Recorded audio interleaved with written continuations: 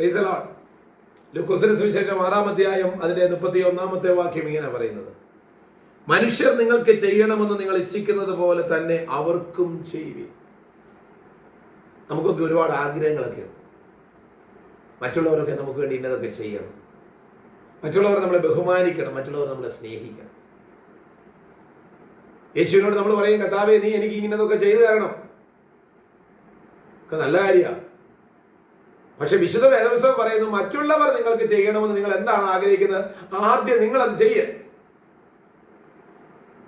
കർത്താവ് യേശുനാഥൻ നമുക്ക് വേണ്ടി എന്താ ചെയ്യണമെന്ന് നമ്മൾ ആഗ്രഹിക്കുന്നത്, ആദ്യം നമ്മൾ അത് ചെയ്യാനായിട്ട് നമുക്കൊരു മനസ്സുണ്ടാകണം.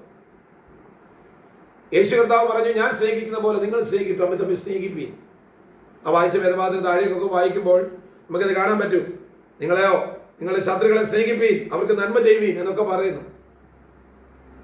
സ്തോത്രം. ഇന്ന് പകൽക്കാലം പലപ്പോഴും നമുക്ക് പരിഭവങ്ങളാ, അയ്യോ എന്നെ ആരും സ്നേഹിക്കുന്നില്ല, നമ്മൾ എത്ര പേരെ സ്നേഹിക്കുന്നുണ്ട്. എന്നെ ആരും കരുതുന്നില്ല, നമ്മൾ എത്ര പേരെ കരുതുന്നുണ്ട്. എനിക്ക് വേണ്ടി ആരും പ്രാർത്ഥിക്കുന്നില്ല, നമ്മൾ എത്ര പേർക്ക് വേണ്ടി നമ്മൾ പ്രാർത്ഥിക്കുന്നുണ്ട്. എനിക്ക് വേണ്ടി ആരും ഒന്നും തരുന്നില്ല, നമ്മൾ എത്ര പേർക്ക് നമ്മൾ കൊടുക്കുന്നുണ്ട്. എനിക്ക് വിശക്കുന്നു, എനിക്ക് വിശന്നപ്പോൾ എനിക്ക് ആഹാരം ആരും തന്നില്ല, നമ്മൾ എത്ര പേരെ വിശപ്പ് നമ്മൾ മാറ്റിയിട്ടുണ്ട്. സ്തോത്രം.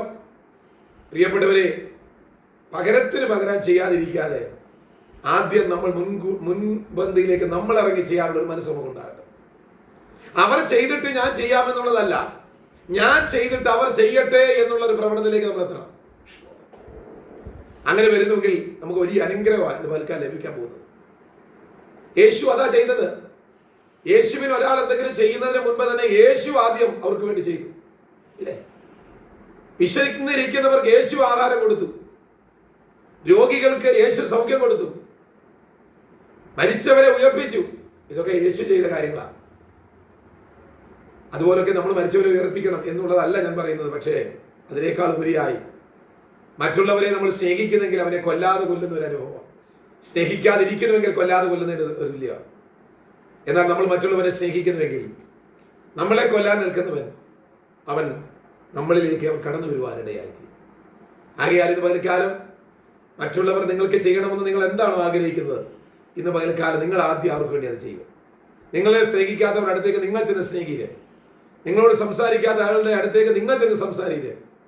ഒരു ചെറിയ കയ്പിന്റെ വേരെങ്കിലും നമ്മുടെ ഉള്ളിൽ ഉണ്ടെങ്കിൽ പകൽക്കാലം നമുക്ക് പ്രാർത്ഥനയ്ക്ക് മറുപടി കിട്ടത്തില്ല.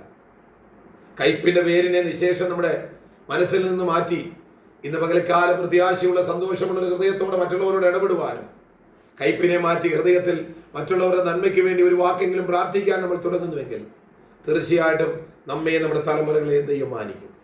ആകയാൽ നമുക്ക് മറ്റുള്ളവർക്ക് വേണ്ടി ഇന്ന് പകൽക്കാലം ചിലത് ചെയ്യാം, സ്നേഹിക്കാം, കരുതാം, കൊടുക്കാം, അവരെ പ്രോത്സാഹിപ്പിക്കാം.